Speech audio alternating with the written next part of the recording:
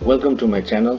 आज चाहिँ हामी यो मेरो सेयर कसरी चलाउने, कसरी लगइन गर्ने र त्यो मेरो सेयरभित्र इन्टरफेसमा के अप्सनहरू छ भन्ने कुराहरू आज हामी हेर्दछौँ।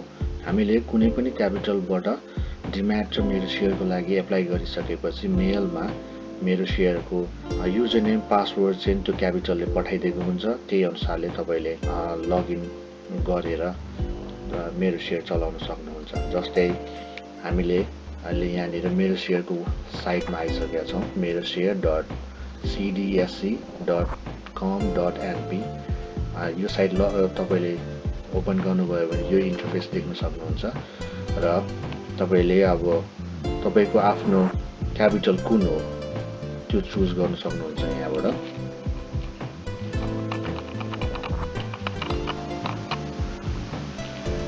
चुज गर्न सक्नुहुन्छ। यहाँबाट हामी चुज गर्दैछौँ। अब क्यापिटल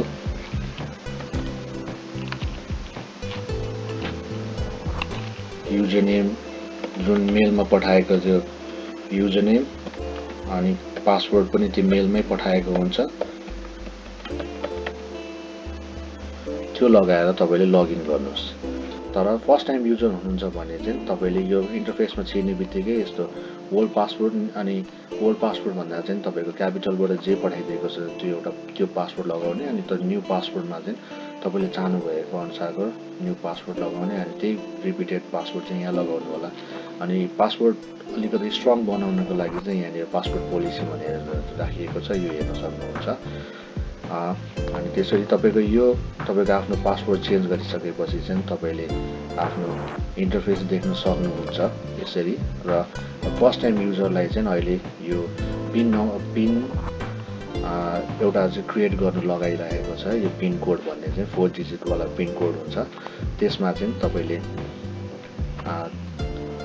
4वटा नम्बर भएको एउटा तपाईँको सम्झन सक्ने अथवा तपाईँलाई इजी हुने तपाईँले 4वटा एउटा पिन कोड राखिदिनु होला। मेरो सेयरको इन्टरफेस यस्तो देखिन्छ र यो चाहिँ ड्यासबोर्ड भयो। अनि यो चाहिँ इन्टरफेसको फर्स्ट पेज छ। अनि यहाँ चाहिँ हाम्रो यो नयाँ मेरो सेयर भएको कारणले गर्दाखेरि यहाँनिर हाम्रो क्यासमा 0 देखेको छ। यो माई डिटेल्समा जानुभयो भने तपाईँको आफ्नो पर्सनल इन्फर्मेसनहरू यसभित्र हेर्न सक्नुहुन्छ। माई सेयरमा चाहिँ पहिले किन्नुभएको अथवा तपाईँको आफ्नो सेयरको डिटेल्सहरू कुन चाहिँ कम्पनीको सेयर हो र कति किता छ भन्ने कुराहरू तपाईँले यो इन्टरफेसमा देख्न सक्नुहुन्छ। र ट्रान्जेक्सन हिस्ट्री तपाईँले किनबेच गर्दाको कुराहरू यहाँ हेर्न सक्नुहुन्छ।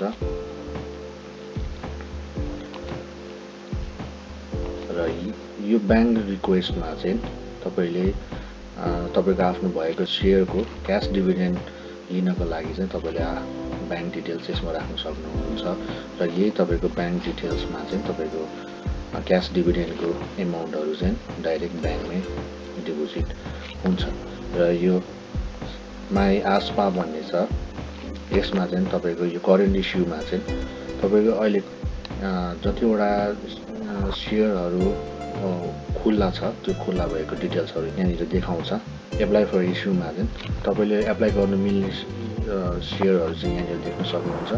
र तपाईँले एप्लाई गरिसकेपछि चाहिँ त्यो एप्लाई गरेको सेयरको चाहिँ इन्फर्मेसनहरू तपाईँले यहाँबाट हेर्न सक्नुहुन्छ। यो एप्लिकेसन रिपोर्टमा तपाईँलाई सेयर पर्यो परेन अथवा कति किताब पर्यो भन्ने कुराहरू डिटेल्स यहाँबाट तपाईँले हेर्न सक्नुहुन्छ।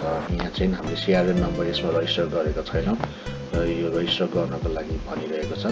तपाईँले आफ्नो ब्याङ्कबाट सिआरएन नम्बर लिनुपर्छ र अनि तपाईँको यहाँ सिआरएन नम्बर रजिस्टर हुन्छ। र यो माई पर्चेस र माई इडिआइएस भन्ने छ, यो चाहिँ तपाईँको सेयर किनबेचको अवधिमा युज हुने अप्सनहरू हो। र तपाईँले आफ्नो यो इन्टरफेसबाट लगआउट गर्नको लागि चाहिँ यहाँनिर अप्सन छ, तपाईँले यहाँबाट लगआउट गर्न सक्नुहुन्छ। होपफुली तपाईँले यो भिडियोबाट मेरो सेयरको बारेमा केही जानकारी लिनुभयो होला। तपाईँलाई यो भिडियो मन पर्यो भने लाइक सेयर सब्सक्राइब गरिदिनु होला। अनि यस्तै भिडियोहरू हेर्न चाहनुहुन्छ भने हामीलाई कमेन्ट गरिदिनु होला। अर्को यस्तै भिडियोहरू लिएर चाँडै आउँदछौँ। C you soon.